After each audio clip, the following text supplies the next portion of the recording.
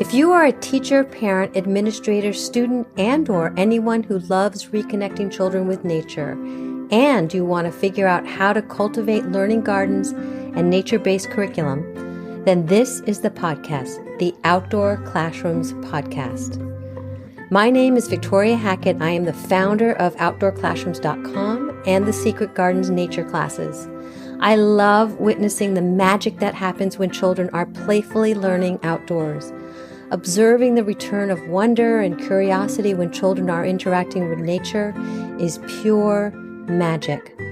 This is the podcast that is going to help you capture children's interest and give you not only inspiration, but some real life strategies that are going to help you figure out how to use the outdoor space, your outdoor space, as a teaching tool, so you can enlighten the playful learning experience for young children. Welcome to our Outdoor Classrooms community.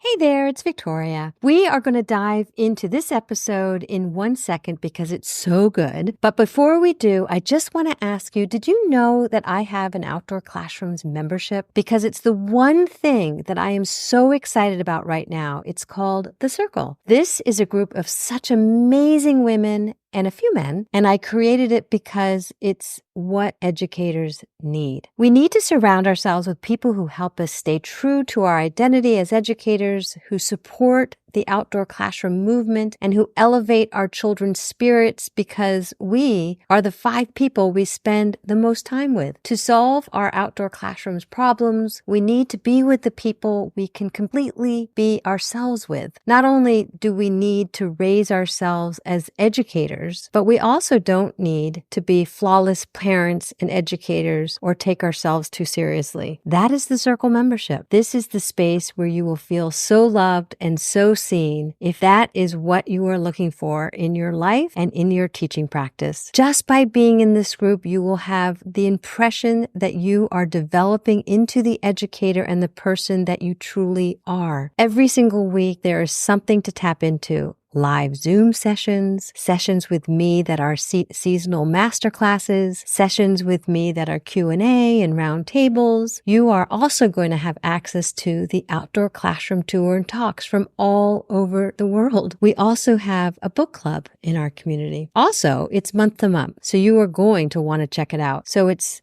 just a monthly commitment. I think you'll soon realize that this is something you've been looking for a long time. So if you want to check it out, go to www.outdoor-classrooms.com/circle-membership and you can join us. Emma Donnelly has been a nature educator for over a decade and has worked as an informal nature educator at various museums and zoos, including the St. Louis Zoo, Peggy Nothart Nature Museum, and the Lincoln Park Zoo. She graduated from Loyola University, Chicago, with a BS in biology in 2016 and has obtained her master's in early childhood education from American College of Education in 2023. Emma is currently the assistant preschool director and lead teacher for 3 to 5-year-olds at the Chicago Botanic Gardens Nature Preschool, a program that follows an emergent child-directed curriculum. As a teacher, Emma focuses on social emotional learning and advocacy to build strong classroom community, using literacy as a springboard for learning and connection while fostering nature stewardship and a love of the outdoors. I absolutely enjoyed this conversation, so I hope you do too. Without further ado, Emma Donnelly. Hello, we are here with Emma Donnelly, and she is from the Chicago Botanic Garden, as we said in the bio. Hi, Emma. How are you? Hello, I'm doing well. How are you? Great. I'm so excited that you're here, and I'm so excited that you were willing to sort of open the garden gates to the Chicago Botanic Gardens and show us these amazing pictures. So those that are listening, this is an outdoor classrooms tour and talk. And the way it works is the beautiful pictures that Emma's going to be showcasing today are those that are in the Circle membership get to actually see the tour and the talk. And if you're not a member, you get to listen to the great stories that she's going to be sharing with us. So come on over, join us in the Circle membership. And again, this is just one of the bonuses, is that you get to see the pictures. So welcome. Let's get started. So I wanted to first ask you, Emma, about yourself and where you're from and giving us a peek at your journey before becoming a nature-based educator. I'm Emma Donnelly. I am originally from St. Louis, Missouri, and I grew up in the city. But I grew up going to, day camps, and a camp that was very special to me as a child was the St. Louis Zoo camp, Camp Kankazoo. And I remember going as a child and wanting to be a camp counselor there so very badly. It was like the highlight of my life, I thought, if I could be camp counselor at the zoo. And it ended up working out that that is what happened. So in high school, I volunteered through their Zoo Alive program, which is through their education department. And so I did not only camp in the summers, but I helped out with early childhood classes. I helped out with outreach programs, birthday parties. We had an early childhood discovery room. I would do a lot of sessions in there because I think even though I hadn't really fully realized it at the time, early childhood was where I really liked to be. So I often taught the younger kids at camp. That was really in my wheelhouse. I loved the kindergarten, the first grade, and I didn't really want any older. And I couldn't understand how other people wanted to have the middle schoolers. I was like, "Are you sure you don't want just like the most adorable little 5-year-old in the world?" And yeah, so it became pretty obvious that that was really where I lent myself to. So I volunteered there all through high school, or at least 3 years of high school. So not as a freshman, but sophomore on. Graduated, I had volunteered 300 hours at the zoo, so it was a very big part of my teenage years. And then I went off to college. I went to Loyola University Chicago in Chicago, studied biology, and on summer breaks I would go home and I would work at the summer camp as well. So I was then employed by the zoo. And then I, decided I should probably stay where I am for a summer. So I worked at the Peggy Note of Art Nature Museum camp for a summer, and I volunteered at the Shed Aquarium. So I really thought that ecology and field research was where I wanted to end up with my biology degree. And then I graduated college. I moved back to St. Louis. I got a job in the early childhood department at the St. Louis Zoo. They ended up having an opening in their St. Louis Zoo preschool. And that was really where I was like, okay, I am meant to be a preschool teacher. This is what I want to do for the rest of my life. So I moved back to Chicago in 2018. 2020, I started at Chicago Botanic Garden Nature Preschool, and I think I will be here for a while. Yeah, I mean, there's the pictures are amazing, Mhm. amazing, amazing. So I want to just showcase. So this is the building here. Can you just tell us a little bit about that? Is that the main Yeah. building? Yeah, so this is our Regenstein Learning Campus. This is the main building where we have our preschool, and this building was built with the preschool in mind. So we have not only spaces for field trips and for summer camp classes, but very intentionally, 2 classrooms were built to be used for the nature preschool, as well as an outdoor classroom space that connects the 2 classrooms. So that was within the plans from the beginning, was that this was going to be a preschool building. Yeah, very, very lucky. And the space, my goodness. Building was built with preschool in mind. And I'm assuming that the outdoor spaces, because it's a botanic garden, how did that evolve? Like, how did the evolution of your outdoor classroom program evolve? Yeah. So the director of our preschool here at the Chicago Botanic Garden Nature Preschool, Anne Halley, she is the one that really made this come to life. All credit goes to her. I was not at the school at the time that it was built. I started a couple of years later, but she is the one who had the vision. She was actually hired an entire year before the school even opened. So what she spent that entire year doing was figuring out. She came from another program, so she helped get the Wildwood program started here in Chicago, and so she had a lot of background into what makes a great nature-based program. So she already knew that we needed a mud kitchen. She already knew we needed small tables. She already had that kind of repertoire of what we were going to do to fill the classrooms.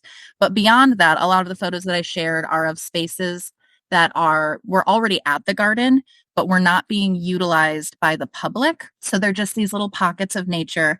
And that is really what Anne spent that entire first year doing, was taking walks in the garden and finding those pockets where we could really immerse ourselves in nature within the larger garden.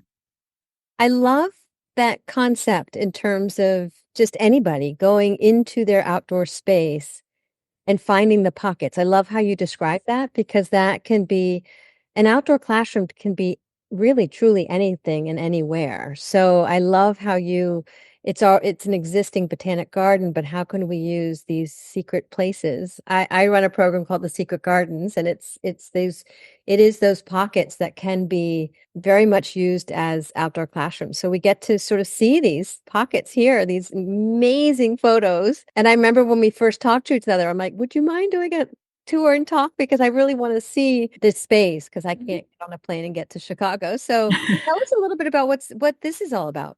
So this photo is of Leaf Hill. This is an area that backs up to one of our northern boundaries of the garden. So beyond that fence that you see in the picture is actually a pretty busy road. So it gets a little loud. Sometimes there are ambulances that go by and we all sit and watch. But this is also an area where I have sat with a class and we have watched a hawk in a tree. So it's really kind of that intersection of this is just one of those pockets of nature. Nobody is really going to go to this hill to hang out and be one with nature, which is what I think a lot of adults go to the Botanic Gardens for, is for that really immersive, peaceful, calm, tranquil outdoor space. And we're, our spaces are right up next to the road. But our kids love the cars and it brings out at a lot of conversations. Sometimes kids who are missing grown-ups will want to sit there and be like, I'm going to see if I see my parents' car coming. So yeah, it is really it is very much within the space. We're using it for all of those different reasons. So here is a space that we come in the fall, especially the leaves.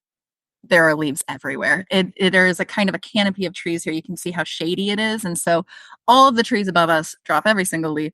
And we bring rakes here. We make big leaf piles. We have leaf parties.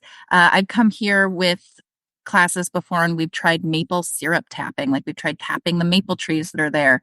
And that is something that grows from that emergent curriculum. We had a family that knew how to do that. And so they came and they really worked with us so that we could get that community piece. But it's a great space to run. It's a great space to roll. It's a great space to collect. Fantastic. I also love the fact that you've named it and you've given names to all these different spaces. So there's a real sense of belonging for the children. Like, and then if you are identifying, okay, now we're going to Leaf Hill, it's like, oh yes. And then there are all these wonderful memories that probably come flooding because you've identified it as a significant place. Otherwise it would just be, eh, you know, it wouldn't have that significance. But the fact that you've named it is so great. And a lot of the names came from the students, especially at the beginning when we first had it just two classes, and we've grown from there. We now have 7 classes that we stagger throughout the week. But a lot of those names came from the first couple of years, and they've just kind of stuck.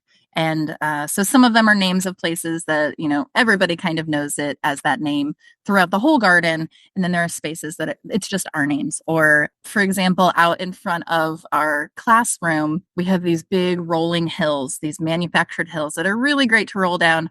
Butterfly wings, hula hoops, all that stuff. It's a great place for running. And we just call it the hills. But I have a new student this year. And she came in day 1 and was asking, can we go to the mountains? And I just loved that to her, she was like, these aren't hills. These are so massive. They couldn't be anything but mountains. That's great. So can you also give us maybe a little bit more of an overview on the focus of your programming and what that looks like? So we follow an emergent curriculum here at the preschool, and a lot of that has to do with the emerging seasons. So we follow the seasonality of the year. We are outdoors in all weather. And so it really is going to those familiar places, seeing how they're changing and celebrating those changes throughout the seasons. And then that will guide what we are creating in our lessons. So at the beginning of the year, the butterfly exhibit here at the garden closes, but we're able to visit. And so the first couple of weeks is a lot of talk about butterflies. We move towards the autumnal equinox. We talk about how we're getting towards winter. How do we know it's fall? What are the signs of fall? And we just sort of build from there as things naturally happen around us. And this picture, what's happening? This is just again reminds us that you're in such a special spot. This is the Cove, and I was actually just there this morning. We had a class who had their family event. We have family like community building experiences. Sometimes we do them on weekends, but this class chose to do it during class time, and so they actually went to the Cove and they went pond dipping. And so we opened up that gate. There's a space. We have a special key for it, so only with nature preschool are they able to do this. But families came, and we were able to go pond dipping. We found dragonfly nymphs. We found a tadpole. We found leeches. We found little beetles. We found scuds. So we found a ton and fish. We found so many different animals, and we were able to put them into tubs for us to look at up close and get in there with our nets and feel the algae. There's a crop of like water lilies here as well.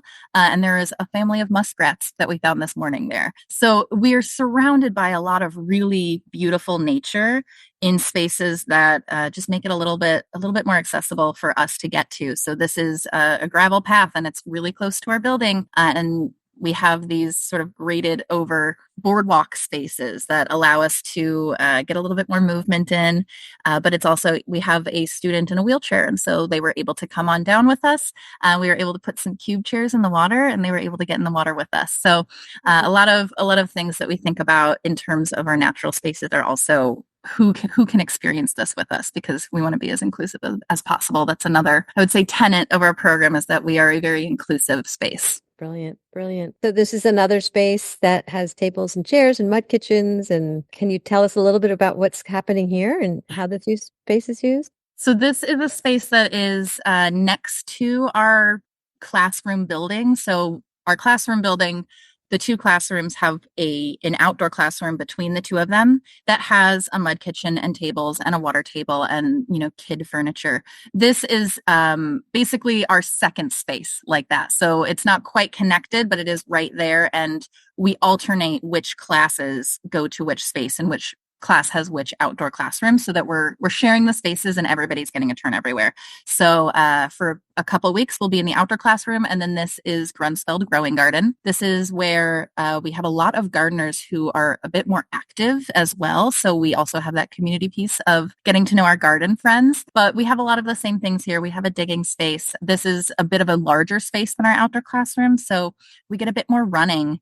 We've got a lot of planter boxes there. This is a space where they sometimes do container gardening classes and like hort therapy classes, because there are garden beds that are pretty tall, but you can wheel a wheelchair underneath it. And so this is just a space to really showcase a lot of ways to grow things in container beds as well. There's a gate as well that leads to another side where there's even more plantings. So this is sometimes a really great space to go when we want to have a bit more of that maybe manicured garden space. We want to experience a bit more of that gardening aspect, which you might see throughout the rest of the garden, but it's a little bit closer. Yeah, beautiful. It's just beautiful. Another pocket of wonderfulness. This is a space, I don't know if the public is the Cove is open to the public, and all of these spaces are open to the public except for like our outdoor classroom and our Grunsfeld Garden when we have preschool programs going on. But these spaces are open to the public, but I am sure so many people do not know it's there. At the Cove, we have just outside of the picture that I shared, there's almost these large wooden bleachers that lead up these steps that leads to this back path, and this is Poetry Path. It was named before I came here, but this is Poetry Path, and it's a great place for bird watching. It's a great place for independent exploration, that kind of, being alone in nature, but still within the space of others. And the kids just really love to run this loop. They love to have their binoculars out. The water is surrounding us. So binoculars are pretty common. I bring them almost every location with me because there's always somebody that wants to use them. So Poetry Path, is that they sit and do poetry, or name that, or did they have a poetry wall? I think I'm going to have to go ask Anne where the name came from, because we have Poetry Path and we have Poetry Meadow. And I think that they used to read stories there. And this was like a location that they would go pretty often for those things, but it was definitely like before my time. So I'm going to have to ask Anne. Sometimes these names, I'm just like, yeah, I guess that's the name of it, but I don't even think about why it's called that. So we'll probably have to do some poetry there this year. So, and this is another beautiful path in the woods. It's and looks like there's a bridge here. Mhm. So I cannot take credit for this photo. This is from the garden's website, but this is McDonald Woods, and McDonald Woods is a place that I love to go with my students, but it's a pretty far hike away. If we hike there and back, we usually are hiking 2.5, 3 miles that day. In addition to however much they're running while they're at McDonald Woods. It is a wood chip path that goes through the forest preserve that has tons of plants lining it, but there are a couple of loops that are all leading back to a council ring. And so I'll walk with my students. We'll kind of block off what looks like maybe it's a path, but it's not a path. How do we know it's not a path? So that we're all staying where we need to be on those loops. But we'll all meet in the council circle for a snack. And then I often, as we get further in the year, I will allow kids to run the loops on their own. Oh, wow. We will have a teacher kind of stationed at the intersection of where there are a couple of offshoot paths, and then we'll have somebody anchored in the council circle. But I think this is another great space for them to really stretch that sense of independence and that sense of being in control and being also alone in a space. You know, being alone in nature and being responsible in that way, I think is very powerful because we know they're all there and they run constantly and we're constantly counting, but it is that perceived sense of I'm alone in the woods. And what comes from that, I think, is just a really powerful lesson for them to have. Oh, absolutely. Absolutely. Any memorable experiences or success stories from your students learning? It's just, again, beautiful. Look at all the water that's surrounding you but any success stories, any Mm. Yeah, I mean, so many come to mind. I think anybody who is a preschool teacher and, you know, they sit down and they think about any student that they've had for a long period of time, even just 1 year. But we have a lot of returning students who I may have had multiple years, and I think that that is always something that whenever I maybe have a bad day, it's always so wonderful to come back to the growth that my students have from when I get them as a 3-year-old and into who they become when they're headed off to kindergarten. And then, you know, sometimes they come back and visit, and just seeing where they are now is really special. And something that I hear from parents time and time again is that not only have we instilled the love of nature in these students, we've also instilled the love of learning. So I had a student as a 3-year-old who he had a disorder that meant that he was not able to eat a lot of the snacks that we had, but it also caused some behavioral challenges as well. And I had him as a 3-year-old where I was working with him one-on-one. And it was really, he sitting at circle time was really a challenge, really focusing in on activities, often running, often tantrums and things like that. And he came back the next year. I didn't have him that year, but then I got him back again as a 5-year-old turning 6-year-old. And just the confidence that this kid had, the relationship that we had built, he had like the best year. If you had looked at him and you had told me that as a 3-year-old, I was going to have to chase him as he was headed towards the lake, I would have been like, this kid, are you sure? So it's always really powerful when I can see that growth and see the relationship that me and the kids have built and where it's gone. I had a parent who reached out on the first day of school who their child was off to kindergarten. And she said that as they were walking into school, he was pretty quiet. And he said that he wishes he was back at nature preschool with his teachers. And he said, Miss Emma would know what to do with my big feelings. Oh. It's so wonderful to kind of just reflect on knowing that the connection that I've made with my students has a lasting impact. Yeah. Ah, you got me too. It does. I was just reflecting on that as well because it's such a stressful time with all these huge transitions. And there are big feelings. I think you described it beautifully. It's the big feelings that come with it and all the memories of this time in nature and then when they go to a more structured environment and what does that mean, and can we create this movement that is so they don't lose that experience that they're going to live on, that have those experiences continue on in their kindergarten and up. I've had students who've gone up to kindergarten, and the feedback that we've gotten from parents is that their new teachers are commenting on, yeah, they're always like willing to hold worms outside, and like they're always climbing trees. We're getting so much from the parents that this isn't just something that they do while they're here; it's something that has become a lifelong part of them. Ah, I love it. I love it. Just these, and again, another pocket. Can Hmm. you describe this quickly? Yeah, this is our fort building area. It's right next to Poetry Path, so it's kind of connected to it. But those tall kinds of logs that you see there, that's actually like a tree stump, and so it's kind of a great anchoring space to build upon. And our gardeners are great about giving us logs and sticks and things so that we can build our forts. Wow, I love it. I love it.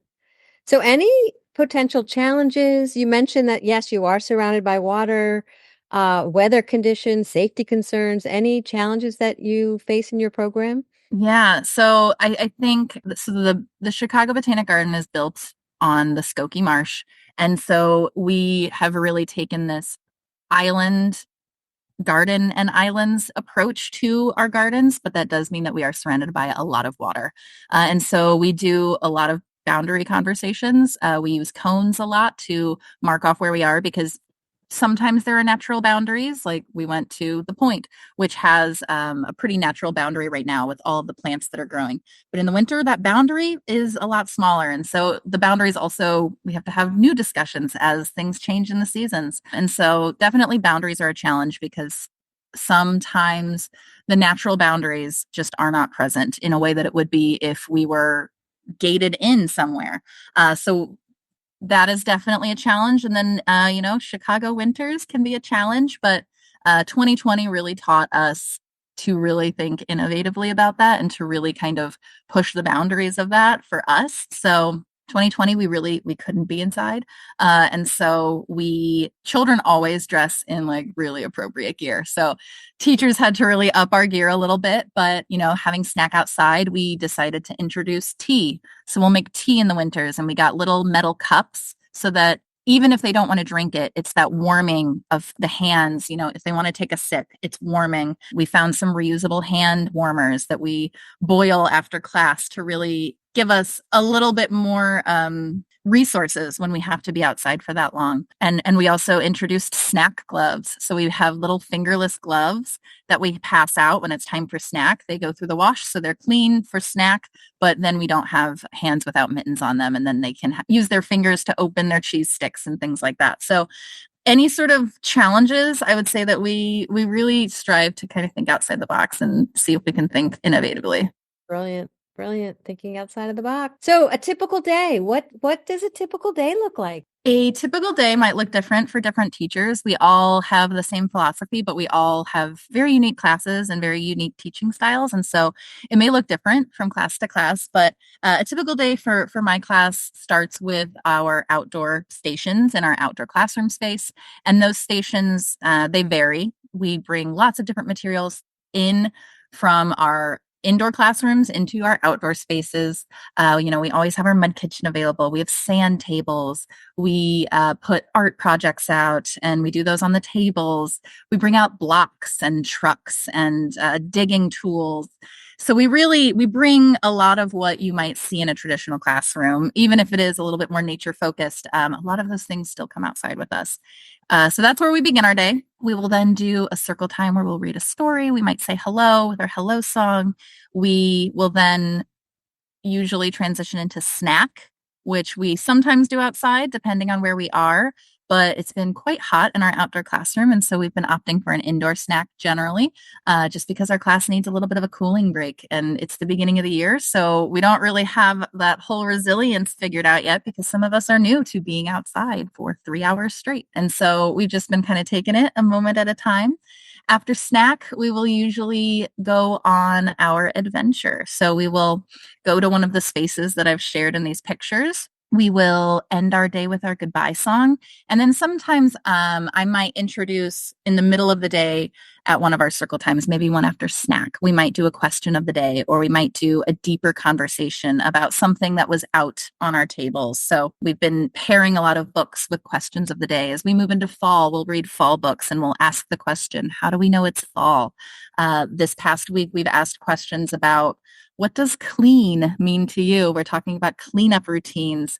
And so that's our question of the day. What does clean look like to you? We read Our Class as a Family. We asked the question, how are you kind to your family? To just kind of build that sort of community piece of everybody's voice being heard, and to hit on those a little bit more lesson-minded things. Next week, we will be discussing the ways that we sit on the rug. Let's name those. They're decorating tree cookies. They're going to vote on what we should name the different ways we can sit on the rug. So yeah, we build in a lot of that natural stuff, but we might have those conversations outside. And then usually at the end of the day, I finish with journals. We do journaling. For my class, it is very much, I just want them to enjoy the process of writing and drawing and having their words have value on the page. So we do a lot of dictation. Some other teachers might make theirs a little bit more focused. They might do a book version of a journal. So it really depends on the teacher. But yeah, we those are the main parts of our day, I would say. And again, these pictures, everybody, are absolutely stunning. You have so many options of taking your kid outdoors, and this is another incredible space. And This is the point. And so this is where I took my class yesterday. It was our first bigger hike. It's a little bit further away. It takes about 10 minutes, 15 minutes to walk there. It is kind of this peninsula out on the water. And so we talked about that natural boundary. A lot of my kids are returners, so they were all wanting to climb trees, and we were having to have conversations about how we need to have a whole conversation before we introduce tree climbing. But a lot of great imaginative play, a lot of kids that just wanted to sit and look through binoculars and see what they could see across the water. So a really shady spot on a warm day. So it was a really lovely first introduction to a little bit more of I would say a deeper dive into an adventure. Some of the spaces that are a little closer are a little bit easier to just kind of get there and run. But I feel like this was a real first dive into that more wild space. Yeah. Well, I love how you describe stretching, really thinking outside the box and just stretching the kiddos. And by the time they are leaving you, they're ready to rock and roll for the next adventure. Mm-hmm. Whether they like it or not. It's a great segue into seeing students' attitudes and performance. You alluded this to one of the kids that was one of your success stories. Any others that their attitudes and performances have changed? I think that the outdoors very easily allows children to feel a sense of accomplishment and a sense of confidence. And so I see students, we never really hear that students are bored, because they are always, I think, in charge of their outdoor time. And I think that that's really a powerful thing for them, because, you're really only bored if you are given options and then none of the options feel right. But when you are given a space for unstructured play, and it's really, the ball is in your court to come up with something, that's when we see really just a lot of confidence come out, a lot of great ideas, really collaborative play that comes out from this, that I just, if we were in a classroom all day, I think we would get into perhaps a bit more of, and we have this anyway, but like the sharing and the management of materials, I think would become more of a challenge.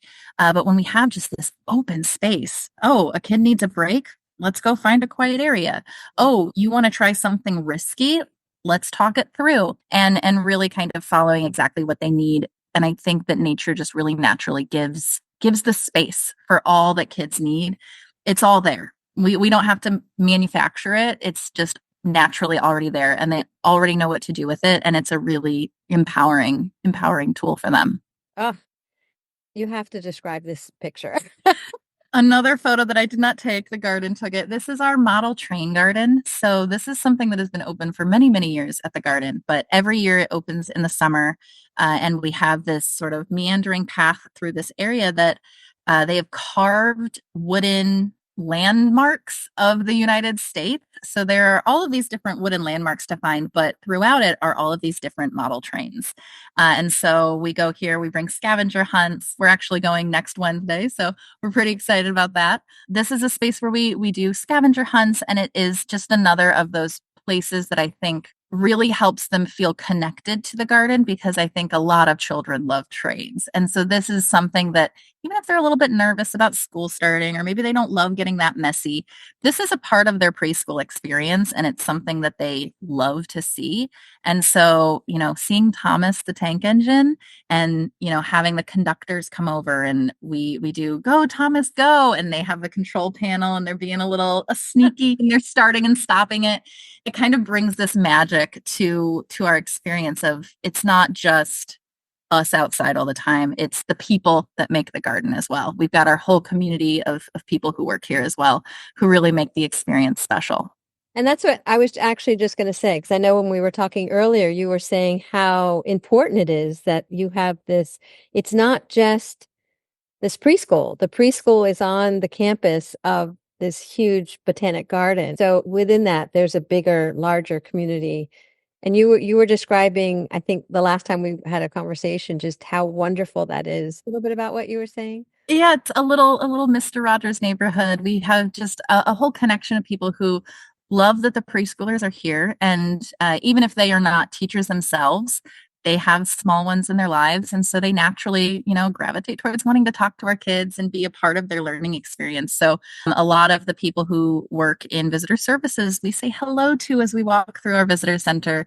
We have our custodial staff who takes care of our school, so we make cards for them for Valentine's Day and things like that. We have gardeners who work in our surrounding gardens, and when they have time, they will talk to us about what they're planting, or they will even help us plant certain things or help us find seeds, because they know the gardens really well. So we look at them as experts. They're the ones that know our garden spaces. So questions that we have, they're the ones that probably have the answers.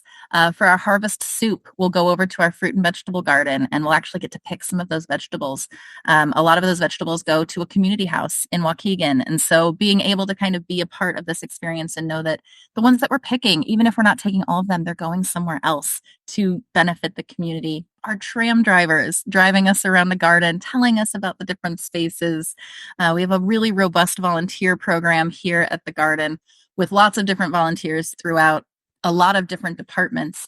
So we have some volunteers that help us in our classrooms, but there are horticulture volunteers who we'll see as we walk around. So a lot of people who are a part of our community. And I think also with the not everybody, for all our listeners, not everybody will have this robust access, and because their preschool may not be on a botanic garden. But I think the message here is the importance of community, and that you were just saying that, even in your extended community outside of your campus, there are folks that you are connected to. So I think even with our listeners listening and asking that question, how can we build the community? A great message. Yeah, I think my role as a teacher, obviously I love to teach about nature, and I love to teach about, I love to help emerging literacy. I love all of those pieces of teaching, but I think at the core of my goals for my students is that I want them to feel comfortable and safe at school, and I want them to feel like they are a part of a group. And so either that's just the class community, and if they don't really extend beyond that, that's okay. I want them to feel a part of that group, but the kids who do get it and want that bigger community can engage with that larger community too. So the community building piece is something that I work on all year, because I really want us to feel really connected, and I want those friendships to last, because I think that those friendships are really important to a lot of our kids, and being able to forge them so young and really continue to cultivate them and find those friendships that feel really authentic and good for us is a great lesson to learn young. It's also because the age and the stage of the children. I mean, thinking about how we've all gone through COVID, and how I have found a lot of young children today that social emotional piece has been very difficult. And oftentimes, even I have a parent-child nature program, and this might be the first time they've ever connected with other kids. So that Mhm. a huge thing to think about in terms of our youngest children and where our experiences that they've had already or not have had. So I think that's it's such a great thing that you're putting that number one up there. The social emotional piece. I love it. Is this an entrance? Is this This is our greenhouses. So this is a space over at we call it the main garden, but this is part of our greenhouses that are indoors. So these are our semi-tropical, tropical, and desert greenhouses, the pictures of our tropical. And this is a space that we go when it's really cold out. We'll go on a big hike to the main garden. We'll have snack in this building, and then maybe we'll do a color hunt in the greenhouses. Maybe we want to learn about growing cacao. A lot of our classes grow cacao every year because we have a cacao tree growing and we can see the pods, and it's a great experience to cut it open and guess how many seeds we think are inside and then try to cultivate it ourselves, because it's quite a process to think about where a plant comes from and what it becomes. So we all love chocolate, but this is the process. We have this tiny little cacao tree that we grew last year, and it's about like 3 or 4 inches tall. So it's not very big, but it's kind of getting into that process of how much history a lot of plants have to get to the point where they can provide for us in the way that we want sometimes. So yeah, this is one of the spaces we go. This is also where our orchid show is in February or March. And so sometimes we get to go to our orchid show where thousands of orchids create really fantastical sort of displays all throughout the building and through the greenhouses. So it's a space that we visit often, especially when it gets a little colder. But yeah, it's another of our spaces that we explore that I thought was a very interesting space to share. absolutely? And this is another just huge rocks and logs and This is part of our nature playscape. So the hills are next to this, are runnels, which are like chlorinated water rivers that kids can splash in. But we have our logs and boulders at our playscape. And so these are they're a little degraded. They've been here for a while. So we're actually getting new ones soon. But we've got a great chance for climbing, for having kind of those smaller spaces, those sort of hideout spaces. So the logs are hollow, and so the kids can crawl into this sort of cavern space. I remember my first year teaching here, the last day of school in May was freezing rain. For some reason it was still so cold, and I just remember pretty much all of us were just kind of like huddled in these logs the last day of school, teachers included, because we were all just like, this is a little miserable. But we've got logs for balancing. We've got large dumps that kids can hop from. We've got a willow tunnel on the other side that is another kind of clubhouse space, or even sometimes kids use it as a jail space because it's got kind of crisscrossing lattice parts. This boulder here is a really great like gross motor confidence builder, because the kids can usually climb up it, but the jump is a little scary, and kind of scaffolding that sort of, do you feel comfortable, do you want to go back down the way you came, would you like to slide off the end, and really helping them build their outdoor confidence. So this is a common place that we'll visit pretty early in the year because it is so close to our building as well. brilliant, brilliant. And we're coming to the end. We are. This is so this building, that it's a courtyard with our bonsais. So this building is where the greenhouses are, but this is a very anchoring space, I would say, when we do visits to the main garden, because it's kind of central to a lot of the places that we want to get to. In the daytime, it's got sun shining right down. So cold winter days, we might sit in the middle and have snack.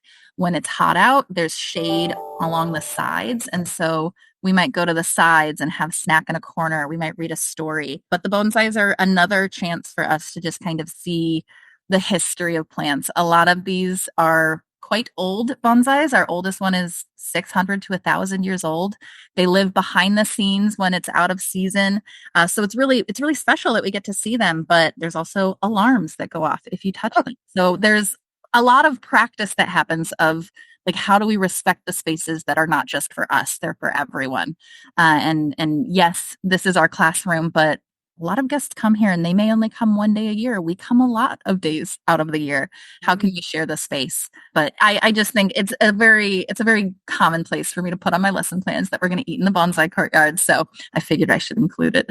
Absolutely. I love it. It's so unique. It's so unique. So we're here at the end is if there's any one seed of inspiration or a tip for an educator and or a parent, I consider educators both parents and educators. What would that be? If you had one or two or three tips, Yeah. what would you share? What would be that? I think through this conversation, I think it kind of reminded me of something that I think is kind of core to myself as an educator, but it's that, look for the pockets, look for where you can find a space that meets your child or your students where they are. If your kid needs more gross motor, think about where can you go to do bear crawls? Where can you go to wrap a resistance band around a doorknob and do some train arms? Thinking about what your kids are needing and then just looking for the pockets outside that can kind of address that, or even inside. I think thinking inventively about the things around you is really powerful as an educator to not feel like you need perfect conditions. I think we all know as educators that there's never going to be perfect conditions for teaching, and something is always going to happen that kind of throws a wrench in your plans. And so having that flexibility of not only, changing plans, but changing locations. I've tried a lot of different drop-offs, and my threes, I had found really, really needed a little bit more of support transitioning. And so instead of going indoors where we couldn't even see parents, parents do a drive up, drop off, I decided to go to a new space that I don't really utilize that often, but we sometimes call the secret garden. It's directly visible from our drop off spot. But that was where we met every day because I wanted them to kind of have a little bit of an easier transition. Their teachers are visible from the moment that they get there. They can see their parents drive off. It's not this sort of big separation. It's a little bit of a smoother separation. And that was something that I did last year with my students. And this year I have a lot of returners and they're just like, see ya, and they leave. And so we're not doing that. We're doing our transition into wash our hands and into our outdoor classroom. So it's just kind of looking for what your students need, being responsive to that, and then just looking for the pockets that are gonna give you what you need. Oh, Emma, thank you so much. And this is one last photo. Mhm. It looks like a bell tower? It is. It's our Carillon bells. So this is a space over at the main garden as well, where there's a really nice lawn where you can run. There's a little patio where you can have snack, but it's a pretty far hike. So it's definitely one of those spaces to look forward to for the year. And the bells, once you get up close to them, are very loud, but sometimes we can even hear them over here. So we actually heard them this morning, and me and one of the kids were talking about it. And he's like, "What time must it be then?" Because it chimes on the hour and it chimes how many. So it's a great way for us to kind of bring in that time of our day, but it's just a really cool feature that I wanted to share. I love it. I love it. So where can we find you? Well, you find me most days here. But yeah, you can email me if you ever have any questions, or if you're interested in learning more about our program, or you'd love to come visit. My email is edonnelly, so EDONNELLY at chicagobotanic.org.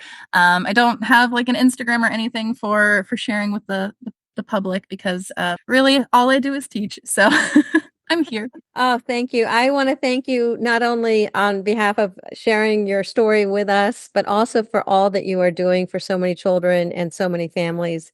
And it is a testament that a parent coming back to you and or a child even saying, Emma knows what to do with my big feelings. So it's such a testament to your work, and the ripple effect is beautiful. And I'm just hoping that many listeners will take some seeds of inspiration from this conversation and do just that they'll nurture something that you were able to capture. So again, thank you for everything that you're doing. And I'm just so thrilled that our paths have crossed. Yeah, thank you. This was really wonderful. I love talking about outdoor education and community building and social emotional growth and all of those things. So, really, do not be a stranger to you or anybody else who's listening because I could talk about this forever. Great. Thank you so much. Thank you. Thank you for joining us on this journey today. If you are passionate about outdoor education, outdoor classrooms, and discovering nature's hidden gems, here are a few easy ways to get to know us better at Outdoor-Classrooms.com. First, you can subscribe to our podcast so you don't miss any of our exciting episodes, so hit that subscribe button now. Second, you can subscribe to our weekly newsletter. Go to www.outdoor-classrooms.com, and in the middle of the page, you'll see an option to subscribe. So this way you will stay updated with the latest tips, resources, and stories directly in your inbox. Thirdly, you can register for a 1-hour workshop. This is a great way to get to know us while also earning participation certificate and deepening your knowledge and skills with our engaging hands-on workshops. Fourthly, you can join our Circle community. If you love what we do and you want even more exclusive content and connections, become a part of this vibrant community we call the Circle, and we also call it a family. So we're excited to grow with you and transform outdoor spaces into enriching educational environments. Until next time, stay curious and keep exploring nature's hidden treasures.